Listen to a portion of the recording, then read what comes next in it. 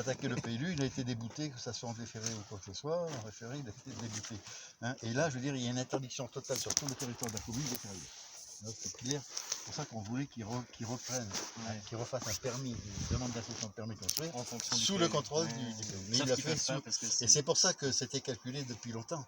Hein, parce que il a vite déposé sous le POS, sachant que dans le POS, malheureusement, sur la zone industrielle, il y avait sur les grands tas, c'est-à-dire les autorisations, les carrières sont autorisées, mais sur le grand 2 de la zone d'activité, sur le grand 2, c'est les interdictions.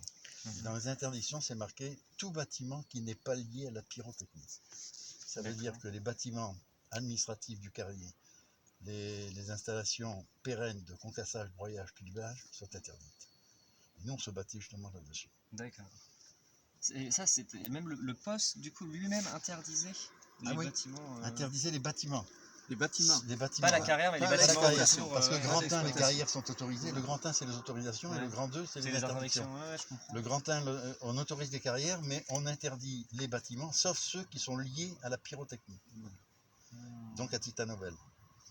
Donc à ma connaissance, le province Bernois n'est pas lié à Titanobel. Oui, je comprends bien. Hein, donc c'est pour ça que nous, c'était une arme, parce qu'on disait, il pourra cribler, concasser, broyer, mais avec des unités mobiles.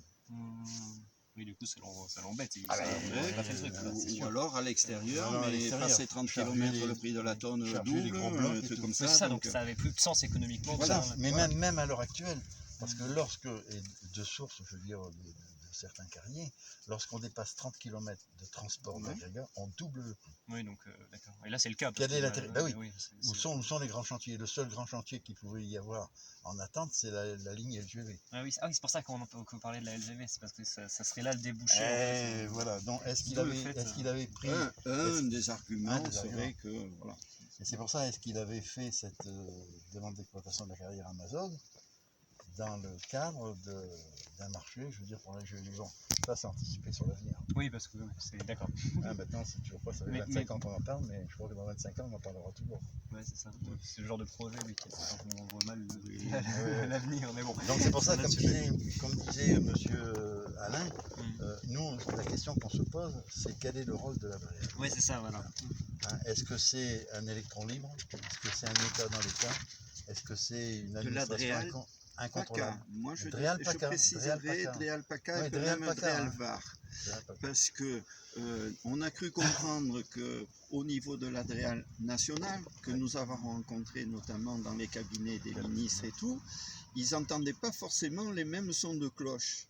Puisqu'il nous a été dit par le numéro 2, qui était le directeur des risques, prévention des risques et tout, mais c'est parce qu'on nous a remonté du terrain. Ah oui, vous avez été informé autrement en parole, ça n'a pas été écrit. Mais moi, je vous le dis, je l'entends encore nous dire mais tout compte fait, vous n'êtes pas si luberlu et hystérique que ça. Enfin, ils nous prenaient pour des gens, mais quand on a été reçus, ils s'attendaient à recevoir des pacoulins complètement hystériques et comme ça. Et ils nous ont dit non, mais effectivement, c'est intéressant. Alors, quelle préconisation vous nous faites, monsieur le maire? On s'est regardé, on s'est dit, mais quelle préconisation alors bon, il a fallu redescendre en vitesse, payer un hydrogéologue qui nous dise ce qu'il fallait, parce que je suis désolé, on est des élus avec nos petits moyens. Et on avait mis tellement la barre haute, sachant qu'il n'aurait pas pu, je veux dire, honorer, je veux dire, toutes les... Oui, mais qui est lié à des choses... Quand ils ont commencé à faire des forages et des sondages et tout, moi, avec des copains, je suis allé mesurer l'eau dans les 3 sondages qu'ils ont fait. Et comme par hasard, il y a de l'eau qui varie en fonction des pluies et des trucs comme ça. Cette eau, elle est de 11 mètres à 30 mètres de profondeur. Donc, contrairement à ce que dit le carrier, il y a de l'eau beaucoup plus haut et des trucs comme ça. Et quand ça remonte et tout. Donc quand ils disent on sera toujours au-dessus, des trucs comme ça, il n'y a pas de souci. Ils ne prennent pas en compte cet aléa. Voilà, il y a pas de... C'est-à-dire qu'on est sur le site là, de la carrière, où il y a pour moi 3 empêchements majeurs. Depuis qu'on a eu la carte d'aléa, il y a un risque d'effondrement généralisé et en masse, ça c'est reconnu, donc la mise en danger de la vie d'autrui. Il y a cette réserve stratégique d'eau qui est évaluée entre 7 et 8 millions de mètres cubes d'eau qui alimente le bassin toulonnais, c'est-à-dire environ 800 000 personnes. Hein, c'est-à-dire quid de la pollution, comment on va faire.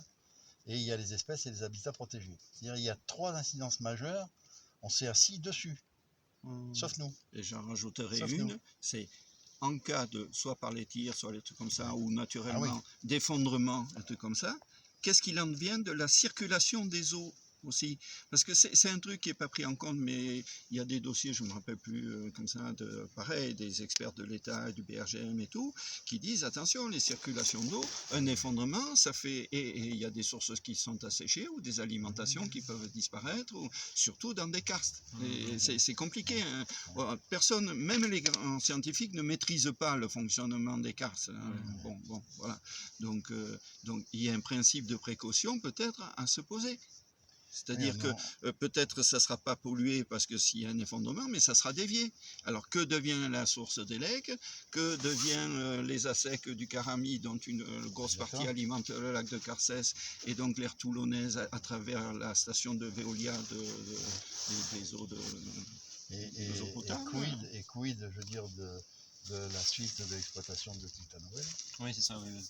Les eaux qui ont encore on ne sait pas ce qui peut se passer. On ne sait pas ce qui peut se passer. Là, il y a des choses qui sont quand même un peu étranges. Oui, c'est qu'on joue avec le feu. On joue avec le feu, ce sont des apprentis sorciers. Nous, on a dit, bon, Titanobel, on l'a depuis les années 90. Bon. Le risque d'explosion d'un silo, il est epsilon. Il n'est pas 0, mais il est epsilon. Bon. On n'a toujours pas étudié ce que... Mais là, on vient rajouter un sur-risque. C'est pas... Bon, Titanobel, on l'a, on se le garde, on les fait comme ça. Mais pourquoi vous venez nous amener, en plus sur des trucs d'effondrement, un truc qui tire et qui fait des vibrations? Et c'est pour ça que je veux dire, c'est vrai qu'on a eu des moments d'espoir et des moments de grand désespoir. Suivant les résultats, je veux dire, ça soit du tribunal, des instances administratives ou quoi. Hein, quand on a eu les aléas, c'est vrai que c'était pour nous quelque chose d'intéressant. Les aléas qui ont été... Intéressant, la carte des aléas, les risques majeurs résiduels. Ça, c'était quelle année, désolé? Alors, les cartes d'aléas, dans le rapport de décembre 2012 de INERIS, le rapport général de fin d'année, il est marqué que les cartes d'aléas de Mazog ont été réalisées. Donc ça, c'est décembre 2012. Elles ne nous sont communiquées qu'en 2014, parce que soi-disant, entre-temps, il fallait des compléments à ces cartes. Soi-disant. Que valeur d'information. Mais en 2012, c'est marqué dans le rapport INERIS. INERIS, c'est pas nous, c'est l'État. Hein, donc, elles sont réalisées. Et derrière, il fallait le porter à connaissance. Parce que vous avez, ça c'est la règle dans tout ce qui est les PPRT, il y a les aléas, il y a les enjeux. Donc depuis le début, on nous dit oui, on sait qu'il y a des aléas, mais il n'y a pas d'enjeu habitation. C'est vrai, il n'y a pas d'enjeu habitation, les habitations sont vraies. Et les enjeux environnementaux. Ça, c'est... Voilà. Ça c'est pour ça qu'ils n'étaient pas chauds. Ils n'étaient pas chauds pour faire les cartes d'aléas. Après, on nous répond « Ah oui, non, mais il n'y a pas lieu de se coliquer, de faire l'étude de danger, et des trucs comme ça, ou de revoir l'étude de danger, parce qu'un arbitrage national a été fait et tout, qu'il y a d'autres priorités, et puis comme on manque d'agents, il n'y a pas assez de fonctionnaires et des trucs comme ça. » Non, mais c'est écrit, ça. On nous écrit ça, ce genre de truc. Voilà. Donc il n'y a pas lieu de se coliquer. Oui, sauf que l'environnement, nous on a toujours dit, oui, la charte de l'environnement est dans la Constitution. On dit, bon, voilà. Et on ne s'en préoccupe pas. Avec trois enjeux majeurs, effondrement, même 4, risque technologique à proximité, eau potable et destruction d'habitat et d'espèces. Donc ce n'est pas des enjeux, ça. Alors, on vous dit, bon, on fait les aléas, les enjeux, on croise les choses et on bâtit des PPRT partout, hein, là on est comme ça, avec des préconisations d'urbanisme, de ceci, de cela. Est-ce que vous avez besoin de cette carte des aléas pour réviser le PPRT et dire... Depuis 2012, auprès des instances administratives, notamment du préfet, on réclame le PPRM, le plan préventif des risques miniers. Tu te rappelles, Alain? Hein, on le réclame. Je veux dire, bon, ils nous ont fait, parce qu'avant d'en arriver au PPRM, il faut passer par les aléas, hein, les cartes d'aléas. Donc ça, ils ont quand même, parce que là, c'est sous notre insistance, hein, que le préfet a fait l'étude et a demandé à Géodéris Ineris de faire le dossier. Alors nous, quand on a eu la carte d'aléas, on s'est dit, bon, c'est une bonne chose, on va prendre contact avec le préfet, et on va lui dire, monsieur le préfet, vous pouvez vous en sortir vulgairement avec les cuisses propres, en disant jusqu'à maintenant on n'avait pas les cartes d'aléa, maintenant on les a et on s'aperçoit qu'il y a des risques majeurs. Donc vous en sortez proprement. Ça c'est en 2015 du coup. Oui, en 2015. Mais bon, comme dit Alain, il y avait certainement des pénalités et des indemnités à payer. Peut-être ce qui a fait. Ah oui, mais ça c'est sûr. C'était certain. Le préfet aurait dû payer des indemnités oui, parce oui, qu'il avait autorisé le l'État, projet et que là il se l'État. rétracte. Oui, C'est oui, ça. L'État, ouais. oui. Les services de l'État. Pareil quand sur un site il Céveso. donne un projet et je veux dire, après il retire le projet. Ça veut dire qu'il doit payer une les indemnité indemnités de compensation. Bien sûr. Mais ça c'est normal. Oui, mais ça c'est prévu. Dans les sites Céveso, si on amène un site Céveso pour des raisons de danger, comme à Lubrizol et tout, si on disait, tiens, Lubrizol c'est dangereux, bon, on l'a vu, hein, comme ça, il faut que vous partiez, on vous enlève de là, vous allez ailleurs. Il y a ce qu'on appelle les droits de délaissement. C'est-à-dire que l'entreprise va être dédommagée à hauteur, et puis là, c'est des millions d'euros, ça va chercher dans... Bon, voilà. Donc c'est pour ça que nous, on dit, bon, peut-être, il ne faut peut-être pas faire partie de Titanobel, mais par contre, il faudrait peut-être, voilà, le plan de prévention des risques. Mais le PPRT, regardez-le. Regardez ces cercles. Ouais, j'avais déjà vu des PPRT, oui, Voilà, je me rappelle. Non, mais ce qu'il y a nous, on attire l'attention depuis le début, c'est qu'on a un PPRT de type le nuage de Tchernobyl. C'est-à-dire qu'on a des souffles intelligents.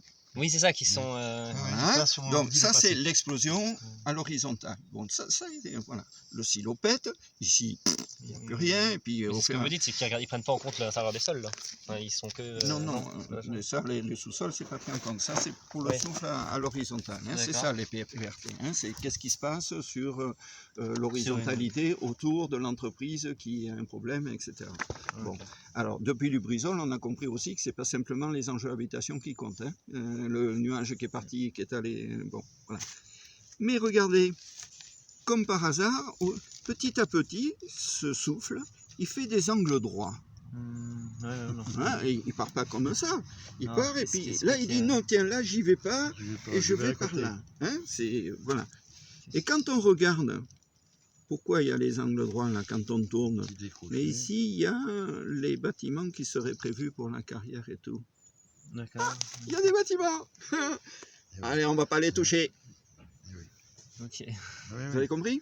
Oui, non, c'est une interprétation de parano complotiste. Hein, voilà. Mais en fait, moi, je vois des documents avec des angles droits pour un souffle. Comment c'est justifié? Enfin, je veux dire, ils avec que ça serait lié à la conformation des stylos et du terrain, qui ferait que... Oui, ils ont encore trouvé un argument technique. Oui. Mais il y a des gens, enfin, je veux dire, concrètement, il y a des techniciens qui répondent, qui disent... Ah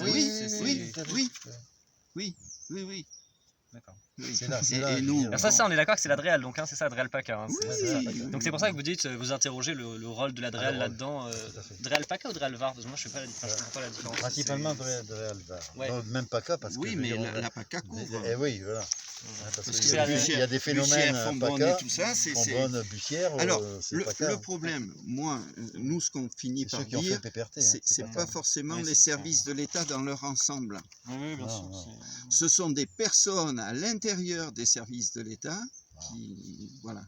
Hein, parce que moi, quand je suis allé témoigner au titre des atlas de biodiversité de la commune, par l'agence de l'environnement, enfin des trucs comme ça, au moment de la fusion pour faire l'OFB et tout, il leur fallait des cas d'école, des trucs comme ça, dans les plans d'urbanisme, comment les abaisser, etc. etc. Donc j'ai rencontré des gens des services de l'État, de l'Adréal et tout, favorables aux ABC, et quand je leur raconte l'histoire, ils tombent des nues. Ils me disent, mais comment c'est possible? Quand je vais à un congrès interparc des parcs naturels régionaux, un truc comme ça, au titre de délégué du parc, puisque j'ai été élu, j'étais au bureau du parc, président de la commission forêt, président du comité de pilotage de la charte forestière territoriale, et tout comme ça, piloté par le parc. Bon. Voilà. On est à table, on mange, on discute. Il y a une personne qui est du ministère de l'Environnement qui est là. Je raconte, elle me dit, ah oui, on a entendu parler de Mazog, des trucs comme ça. Bon, donc déjà, dans les couloirs, les différents services, ils ont entendu. Je raconte le truc, on me dit, mais comment on a pu en arriver là? comment on a pu laisser faire ça? Donc même les agents de l'État sont sidérés du dossier. Ouais. En fait, vous, l'analyse que vous faites, c'est qu'au sein, comme vous dites, les électrons libres, peut-être au sein de l'Adréal, qui soutiennent, ou alors qui ont des ordres du préfet. Oui, c'est ça, vous posez la question, mais vous avez eu des bruits de couloir et vous ne savez pas plus. J'ai des éléments de réponse que je ne peux pas dire. Ah oui, c'est vrai. Non, c'est des interprétations personnelles. Et des rumeurs. Des rumeurs, oui, des échos des gens. On peut pas le oui, ça, oui, voilà, c'est très informel en fait. Il y a On ne peut pas accuser ça. On ne peut pas tout dévoiler, quoi. Ah, bien sûr, bien sûr. Mais en tout cas, des bruits de couloir, on peut dire quoi. Il y a des attitudes sulfureuses. Des circonstances, des accumulations de circonstances, circonstances, de faits et de besoins. Quand on les met les unes avec les autres et qu'on se pose la question... Mais à tous les niveaux de l'instruction qu'on a vu dans ce dossier, à tous les niveaux, il y a eu des suspicions de collusion entre le carrier donc, et le... Moi, ce qu'on peut en retirer, c'est que le dossier a été mené main de maître par l'Adréal. Pas par le carrier. D'accord. C'est pour ça qu'elle ne veut pas se désavouer. Il faut savoir qu'en juillet 2010, l'Adréal Environnement... Ah oui, je l'ai là. Voilà. L'Adréal Environnement de l'époque était contre le projet de carrier. Ça, c'était 2010 Oui. 2010. Avant de passer à la commission des carrières. Juillet 2010. Le 30 novembre 2010, il y avait la commission des sites. Où se jouait les paysages et ça. Commission des carrières. Juillet, l'Adréal Environnement est contre. Là-dessus, on en a parlé tout à l'heure, un certain monsieur Etève, qui siège à la commission, et c'est Denis l'a noté, des trucs comme ça, qui se présente expert naturaliste, soi-disant expert chiroptologue, mais en réalité, il ne l'est pas, comme ça, a retravaillé le dossier environnement avec le carrier et les services de l'État. Pour aboutir au 30 novembre 2010 à cette commission, dans laquelle il siégeait au titre d'une association environnementale,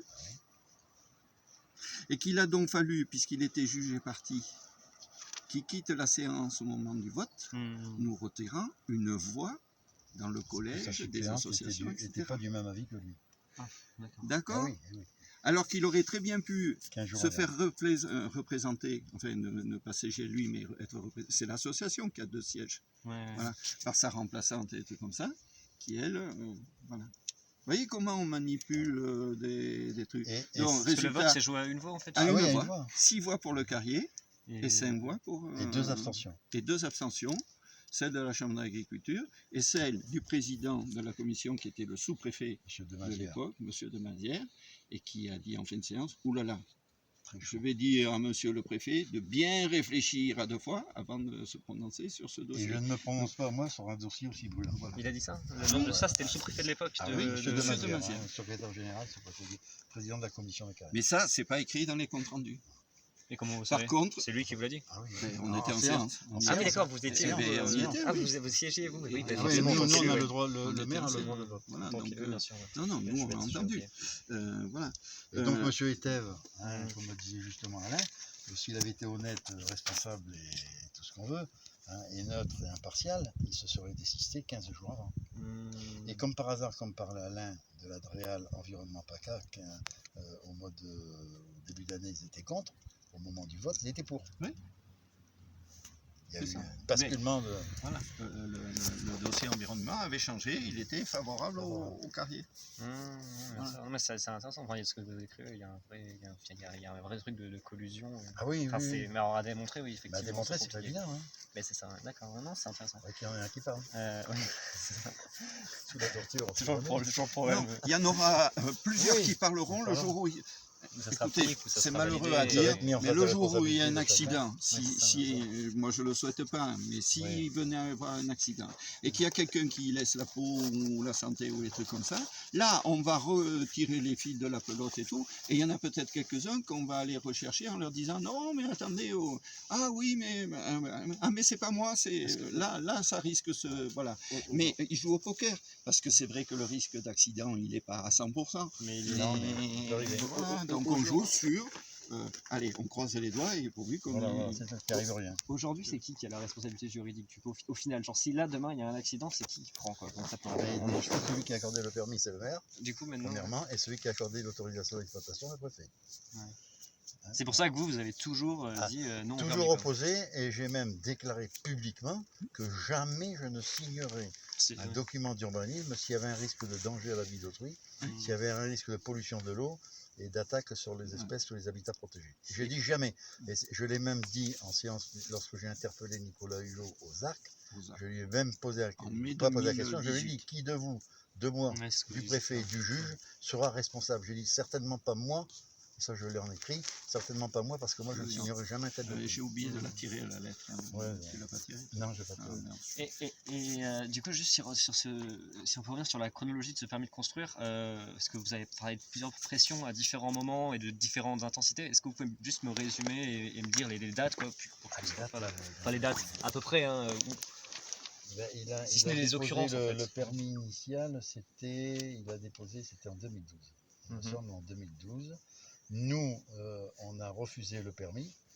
C'est le permis pour les bâtiments, on est d'accord, hein, parce que le carrier a déposé le permis. Parce que là, on parle du permis de construire pour les bâtiments en plus de. Oui, c'est ça, voilà. Ceux qui sont autorisés par le PES. L'autorisation d'exploitation préfectorale et le permis de construire qui est le domaine du maire, qui maintenant n'existe plus. C'est le préfet qui a la main sur tout. Ah tiens, d'accord. Puis la loi. Autorisation d'exploitation et permis de construire. Donc en 2012, si mes souvenirs sont exacts, il a déposé une demande de permis de construire qui a été refusée après les délais légaux d'instruction par la commune, par moi-même, au motif que les carrières sont autorisées, mais les bâtiments sont interdits. Oui, donc le PES classique. Voilà. Donc naturellement, on a été débouté. Il me semble. On a gagné en première instance, il est passé en appel, il a gagné. Ça. Et il y a eu instruction, ça c'était en 2015 que c'est passé, parce qu'il faut à peu près 3 ans au tribunal administratif et à la cour d'appel. Donc faites le calcul, ça fait 6 ans. Donc, et c'est pour ça qu'on arrive à 2020, le dernier. Donc 2015, chambre. Tribunal administratif, 2017 cour administrative d'appel, et malheureusement là il y a eu un petit incident avec notre ancien avocat de l'urbanisme. C'est lui qui s'occupait de ça, il aurait dû déposer le dossier, il n'a pas déposé le dossier. Pour quel motif? Parce qu'il savait que le rapporteur public avait donné un avis favorable à la cour d'appel administrative à Marseille sur l'autorisation préfectorale d'exploitation, et que normalement on devait gagner comme on l'avait gagné en première instance. Donc il ne s'est pas précipité pour faire le mémoire. Résultat des courses, quand il a fait le mémoire, il était trop tard de 8 jours. Ce qui veut dire que le carrier bénéficiait d'un permis tacite. En fait, oui, c'est que ça n'a pas été jugé au final. Et ben voilà. Donc c'est pas que la cour d'appel a cassé la décision du tribunal administratif, c'est qu'il n'y a plus eu de. Voilà, c'est tout. Voilà. D'accord. Donc c'est pour ça que lui se retranche derrière le fait du permis tacite qui n'a pas été instruit dans les temps par la commune. Et c'est pour ça que nous on avait quand même refusé, mais on a été retoqué. On a été retoqué par la décision d'octobre 2020. Octobre 2020, là vous êtes. Octobre 2020, le permis de construire, que le tribunal administratif donne au maire l'injonction de signer le permis de construire. Mais il y avait quand même d'autres possibilités de faire appel, parce qu'on n'est pas dans un état totalitaire. Lorsqu'il y a une première décision d'un tribunal administratif, il y a automatiquement un recours qui peut s'exercer. Sans qu'il y ait excès de pouvoir. C'est recours au Conseil d'État non, cour d'appel administratif. Encore à la cour d'appel? Oui, d'accord. Oui, à chaque fois qu'il y a une décision du tribunal administratif, il y a automatiquement, lorsqu'il y a un appel, c'est pour la chambre d'appel administrative de Marseille. En gros, si je résume, le tribunal administratif vous donne raison, la cour d'appel casse le truc parce que le dossier n'est pas instruit, donc le tribunal nous demande de réinstruire. On réinstruit sous les mêmes trucs, mais je veux dire, le dossier est parti un peu en retard. Oui, voilà. Du fait de Ok, donc au final, le tribunal administratif vous fait une injonction donc en octobre 2020 enfin pas à vous directement, à délivrer le permis. À votre successeur, au nouveau maire, de délivrer le permis de construire.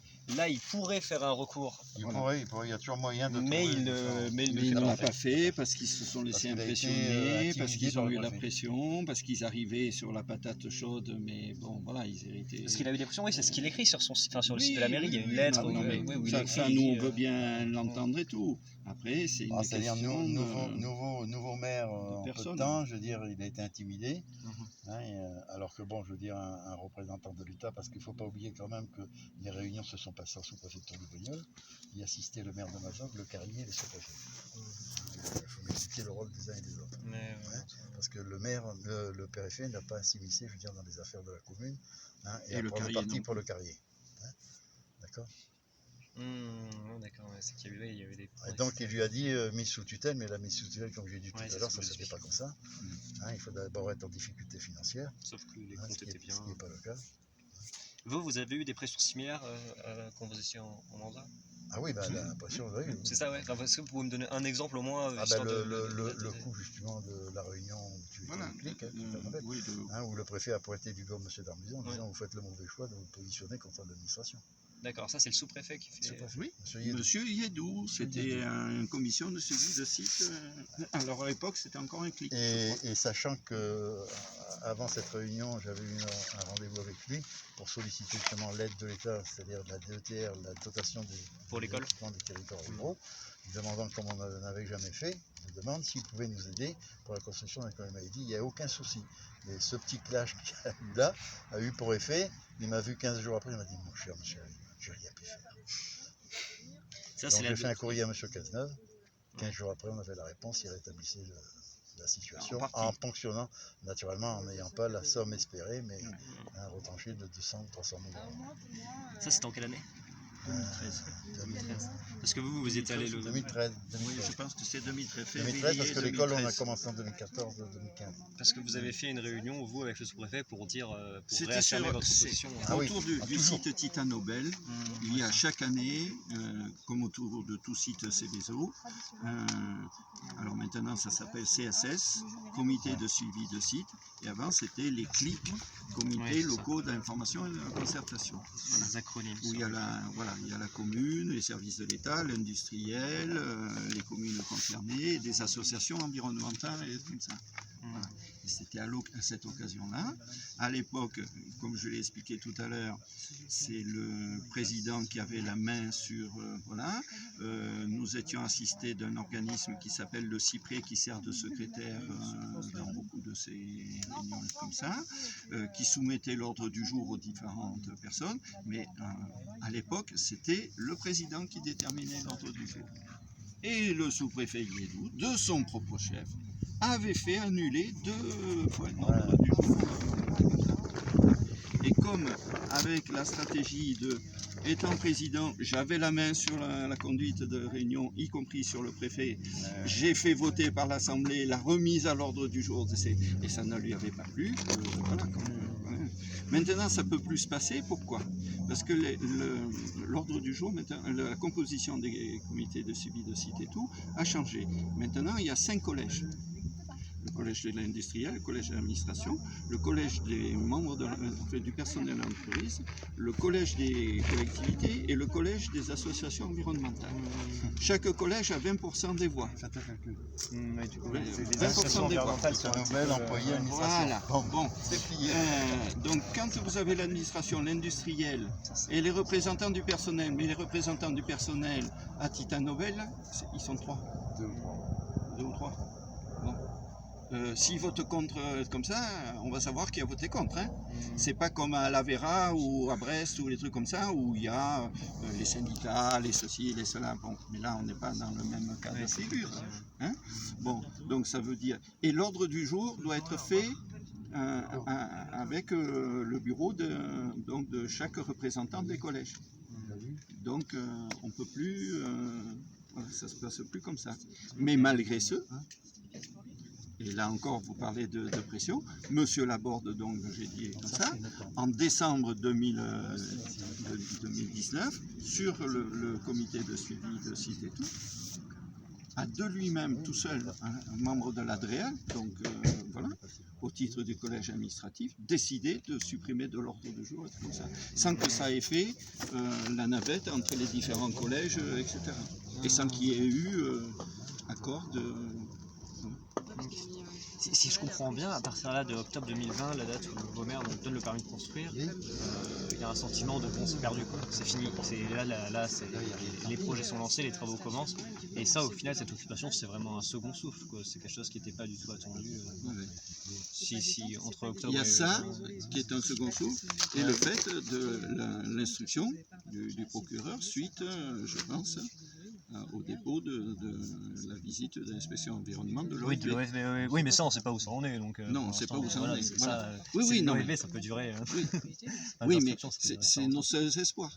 C'est que l'occupation et les médias vous attiriez encore l'attention sur toutes ces choses qui ont été anormales, et de façon à ce que cette instruction, peut-être, soit menée correctement et non pas encore une fois torpillée, étouffée, etc. Vous avez des interactions des fois avec le Carrier, avec Provence Gradula, avec les gens, parce que je veux dire, ces gens physiquement ils sont là quand même, enfin vous avez des interactions avec eux? Non, la seule fois qu'on les a eus, nous c'était... c'est des êtres humains aussi, enfin, ils comprennent pas, il n'y a pas de... Moi je veux dire, la première fois que je l'ai vu c'était en 2008, je lui ai reproché de ne pas avoir fait de réunion publique. Nous les vieux, on est moins... Vous avez, pardon, je sais pas. Je lui ai reproché de ne pas avoir fait de réunion publique. Oui, non mais c'est ça, c'est par exemple que je voulais dire. Genre, il a reconnu, il a dit oui c'est l'erreur que j'ai faite de ne pas faire de réunion publique. Ouais, d'accord. J'ai au moins expliqué à la population, parce que la population s'imagine que vaut mieux, c'est pas 800 habitants ou 800 bras, 1600, s'ajouter qui vont empêcher la carrière. C'est pas comme une ville de 50 000 habitants. On s'est dit, bon, c'est des paysans, c'est tout ce qu'on veut. Voilà. On va revenir de problèmes d'intimidation. Vous avez vu ce qui s'est passé tout à l'heure avec la gendarmerie. Oui, c'est qu'il y a c'est une intimidation, comme une autre. Non, et rien n'interdit les gens de venir ici. Oui, parce que c'est un chemin. On est sur quel terrain? C'est un chemin, c'est un terrain communal, mais on ne le sait pas. Ils le disent que c'est un terrain communal, on ne le sait pas. Rien n'interdit, c'est pas barriéré, c'est pas clôturé, ça rien du tout. Alors qu'on me donne l'article du code pénal qui les interdit, je veux dire, d'être sur le site. Oui, non, mais c'est ça, c'est